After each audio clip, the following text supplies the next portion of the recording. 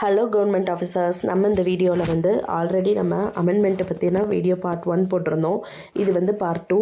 இந்த வீடியோவில் மீதி இருக்கக்கூடிய சட்ட திருத்தங்கள் என்னென்ன, அதோட வருஷங்கள் என்ன, அதோட டிஸ்கிரிப்ஷன் என்ன அப்படிங்கிறத பார்த்துடலாம். எக்ஸாம்ஸுக்கு இன்னும் கொஞ்ச நாள் தான் இருக்குது. அதுக்குள்ளே நம்ம முக்கியமான இந்த சட்ட திருத்தங்கள் படித்தால கண்டிப்பாக 1லேருந்து 3 கொஷின்ஸ்குள்ளக்க நம்ம எடுக்கக்கூடிய சான்சஸ் நிறையவே இருக்குது. நீங்கள் இந்த வீடியோவை ஸ்கிப் பண்ணாமல் ஃபுல்லாக பாருங்கள். உங்களுக்கு ரொம்ப யூஸ்ஃபுல்லான கண்டென்ட்டாக தான் கொடுத்துக்கிட்டு இருக்கேன். ஸோ வீடியோ பிடிச்சிருந்தா ஃபாலோ பண்ணுங்கள், சப்ஸ்கிரைப் பண்ணுங்கள், லைக் பண்ணுங்கள், சப்போர்ட் பண்ணுங்கள். ஓகேங்களா? ஸோ வரிசையாக நம்ம 1 by 1 சட்ட திருத்தம் பார்த்துடலாம். 52வது சட்ட திருத்தம். இது லாஸ்ட் இயர் குரூப் 2ல் குரூப் 4ல் வந்து கேட்கக்கூடிய கொஷின் தான். கூற்று காரணத்தில் கேட்டிருந்தாங்க. கட்சி தாவல் தடை சட்டம். ஒரு எம்எல்ஏ ஆர் எம்பி வந்து ஒரு கட்சியிலேருந்து இன்னொரு கட்சிக்கு வந்து மூவ் ஆவாங்க. அந்த மாதிரி மூவ் ஆகுறவங்களுக்கு ஒரு சட்டம் பிறப்பிக்கணும் இல்லையா? அந்த மாதிரி போடப்பட்ட சட்டம் தான் வந்து பதவி இழக்கக்கூடிய ஒரு சட்டம் தான் வந்து 52வது திருத்த சட்டம், கட்சி தாவல் தடை சட்டம். ஆண்டு 1985. அது எந்த இதில் திருத்தம் பண்ணாங்கன்னா 52. அட்டவணை வந்து 10வது அட்டவணை. இந்த ஆல்ரெடி கொடுத்துருக்காங்க புக்லேயே. அட்டவணை வந்து 10வது அட்டவணை அப்படின்னு கொடுத்துருக்காங்க. நெக்ஸ்ட்டு வந்து 53 அப்படின்னா மிசோரம்.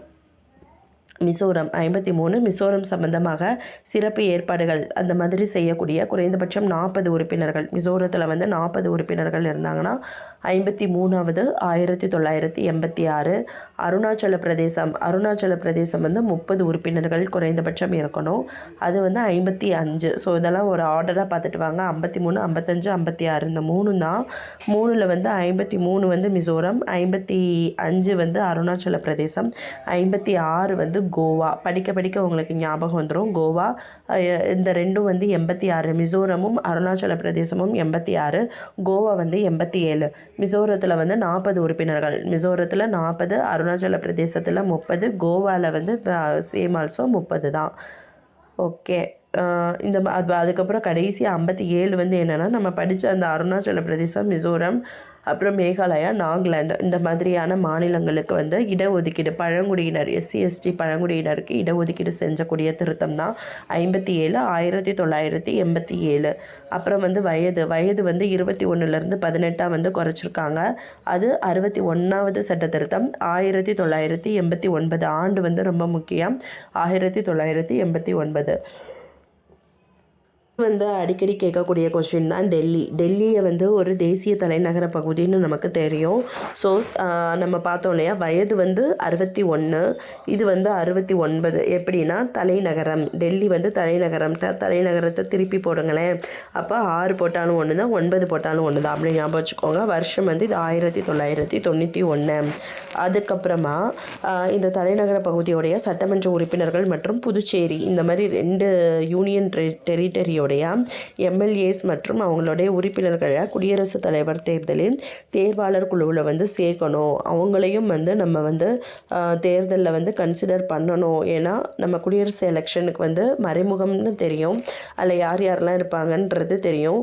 யூனியன் டெரிட்டரியவும் சேர்த்துக்கணும் அப்படின்னு சொன்ன ஆர்டிக்கிள் தான் வந்து 70வது சட்ட திருத்தம் 1992.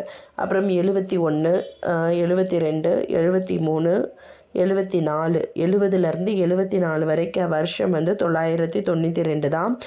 ஸோ பாருங்கள், ஃபஸ்ட்டு 70 வந்து யூனியன் டெரிட்டரியும் குடியரசுத் தலைவருக்கு ஓட் போடணும் அப்படின்னு சொன்னக்கூடிய ஸ்டேட்மெண்ட்டு. 71ல் வந்து என்னென்னா கொங்கணி, மணிப்புரி, நேபாளி அப்படின்னு சொல்லக்கூடிய 8வது அட்டவணையில் மொழிகளோட எண்ணிக்கையை வந்து 14 பார்த்தோம். 15 வந்து சிந்தி, 16 கொங்கணி, மணிப்புரி 17, நேபாளி 18. ஸோ மொத்தம் 18 அப்படின்னு சொல்லக்கூடிய ஆர்டிக்கிள் வந்து 1992. அட்டவணை வந்து பார்த்திங்கன்னா 8வது அட்டவணை. திருத்தம் பண்ணது வந்து 71வது சட்ட திருத்தம். அப்புறம் 72 திரிபுரா, 2. ஸோ 2 எழுத்து 2. 72வது வந்து 1992 தான் இடஒதுக்கீடு கொடுக்கணும். யாருக்கு? திரிபுராவில் இருக்கக்கூடிய பழங்குடியினருக்கு அப்படின்னு பேசப்பட்டிருக்கோம். 73, 74 நமக்கு ரொம்பவே தெரிஞ்சது உள்ளாட்சி, நகராட்சி. ஓகேங்களா? 73. ஸோ இது 73 74 கன்ஃபியூஸ் ஆகும். நகர்ப்புற உள்ளாட்சி, நகர்ப்புற 4, இது 74, 4 ஞாபகம் வச்சுக்கிட்டு இந்த நோக்கத்திற்கு நகராட்சிகள் அப்படின்ற தலைப்பில் ஒரு புதிய திருத்தம் வந்து இது வந்து 9, இதுவும் 9 தான். ரெண்டுமே 9வது அட்டவணை. 73 வந்து பஞ்சாயத்து, 74 வந்து நகராட்சி. வருஷம் வந்து 992.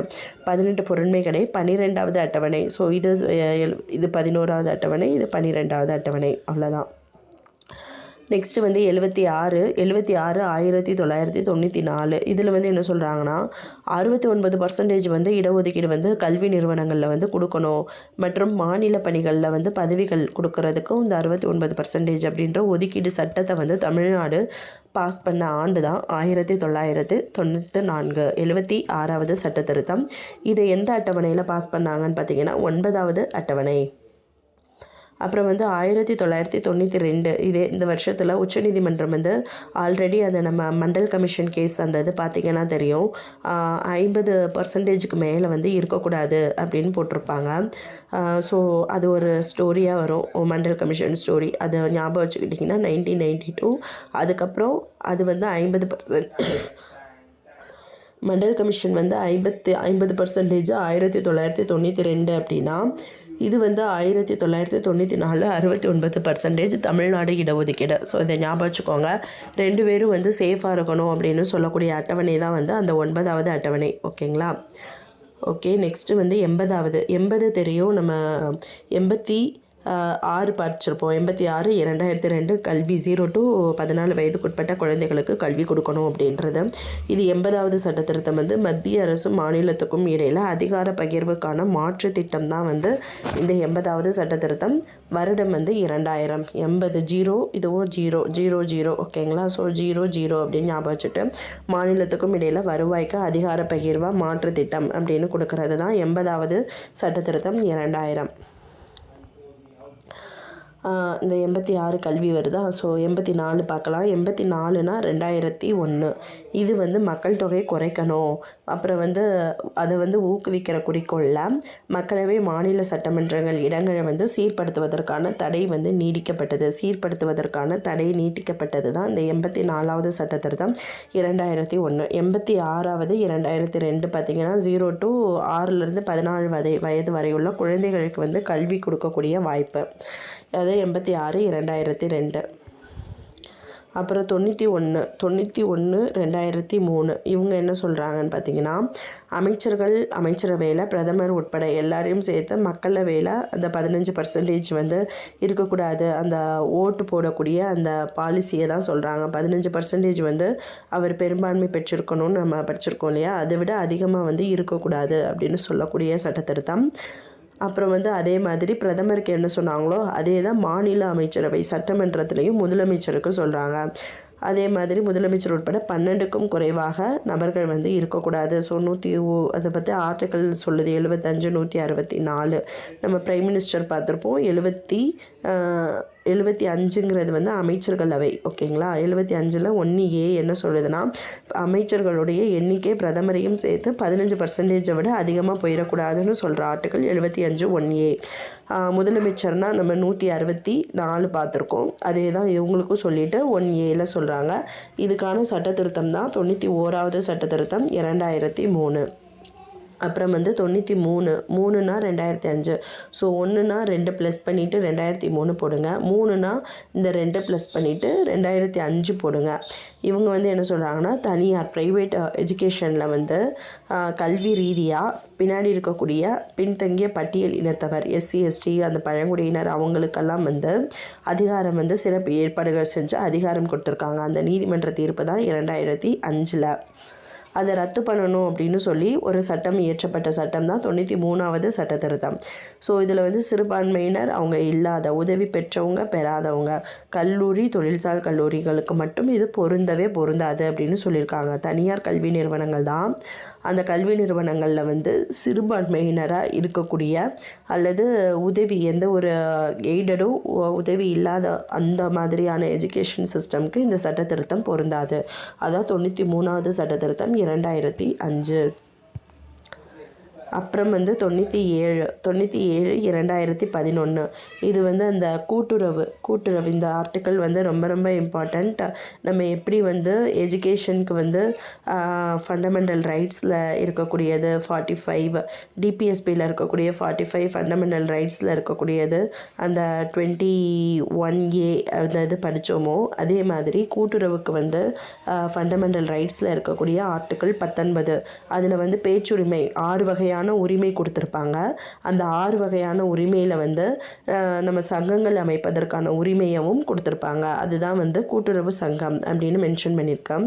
அப்புறம் டிபிஎஸ்பியில் பார்த்தீங்கன்னா 43Bயில் வந்து மென்ஷன் பண்ணியிருக்காங்க. இது வந்து 243 ZH2 ZTT அந்த கேட்டகரியில் வருது. ஸோ 9Bயை வந்து சேர்த்துருக்காங்க. அட்டவணை பகுதி 9Bயில் வந்து இந்த இதை வந்து சேர்த்துருக்காங்க. அவ்வளோதான் ஃப்ரெண்ட்ஸ். அப்புறம் 101வது சட்ட திருத்தம் வந்து ஜிஎஸ்டி தெரியும் நமக்கு. 101/2016 ஜிஎஸ்டி கொண்டுட்டு வந்திருந்தாங்க. இது லைட்டாக நீங்கள் ரீட் பண்ணோன்னா பண்ணிக்கலாம். லாஸ்ட்டாக பண்ணக்கூடிய சட்ட திருத்தம் வந்து 2019 பிசி அந்த மாதிரி பொது வகுப்பினருக்கு பொருளாதார ரீதியில் யாரெல்லாம் பலவீனமாக இருக்காங்களோ அவங்களுக்கு 10% இடஒதுக்கீடு ஜென்ரல் கேட்டகிரியில் வர்றவங்க.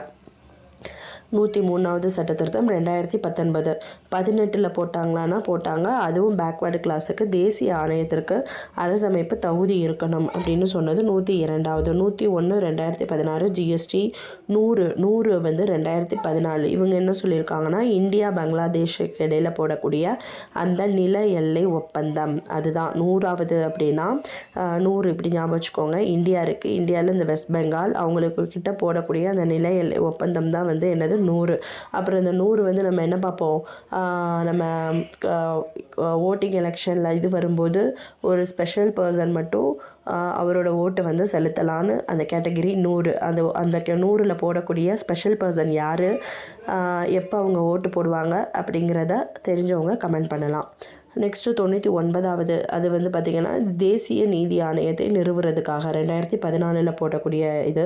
98 வந்து ஹைதராபாத் கர்நாடகா ரெண்டுக்கும் கர்நாடகா ஆளுநருக்கு ஒரு அதிகாரம் கொடுத்த இதுதான் வந்து 98 2013. ஸோ இதுக்கப்புறம் நீங்கள் ஈஸியாக கொஞ்சம் படிச்சுக்கலாம். அப்புறம் வந்து முக்கியமான மொழி நம்ம ஒடிசா அப்படின்றத ஒரியா அப்புறமா கடைசி ஒடியா அப்படின்றதே உச்சரித்து ஒடிசாவை பற்றி கேட்டாங்கன்னா ஒரிசா. ஸோ 2011 96 ஞாபகம் வச்சுக்கோங்க. நம்ம கூட்டுறவுக்கு மேலே இருக்குது.